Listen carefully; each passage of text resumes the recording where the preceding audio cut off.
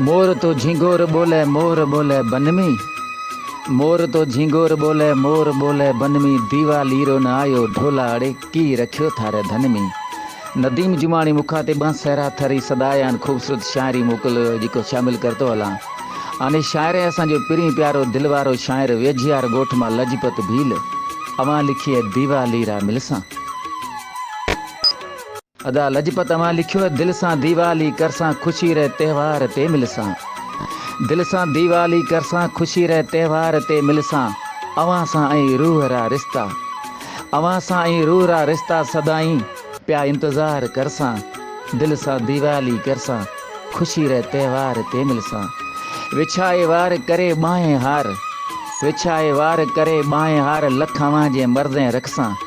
दिल सां दीवाली करसां खुशी रे त्योहार ते मिलसां। मिठा आ मोटे वड़े वसकारा आया मिठा आ मोटे वड़े वसकारा आया। वेझिया रे सब सीमा घुमसां।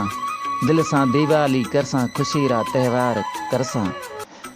पिरी पिरी प्यारा साड़े सितारा पिरी प्यारा साड़े सितारा दे मिठिया आपी मिलसां। दिल सां दीवाली करसां खुशी रे त्योहार ते मिलसां। करे सोरहां सिंगार ओ यार करे सोरहां सिंगार ओ यार हथां ते मेहंदे मखसां। दिल सां दीवाली करसां खुशी रे त्योहार ते मिलसां। लजपत भील भेड़ा बेसे लजपत भील भेड़ा बेसे सफ़ा नेड़ा बेसे। टच मोबाइल में फोटूड़ा कढसां टच मोबाइल में फोटूड़ा कढसां। दिल सां दीवालें करसां दिल सां दीवालें करसां खुशी रे त्योहार ते मिलसां खुशी रे त्योहार ते मिलसां। अवां लिखियो है दिलवारा दोस्त तीसां जन्म जन्म रा नाता आई।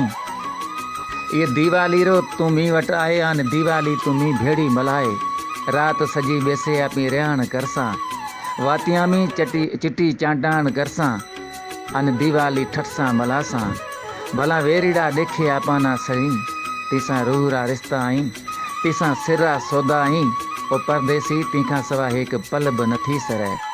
परदेसी वतनासी विछड़िया मिलसी। आनू लजपत तांजो पियो इंतज़ार करीस। तू वेझियार आए मन दिलासा ॾे अन दीवाली रो आणे मिले ओ जानीड़ा।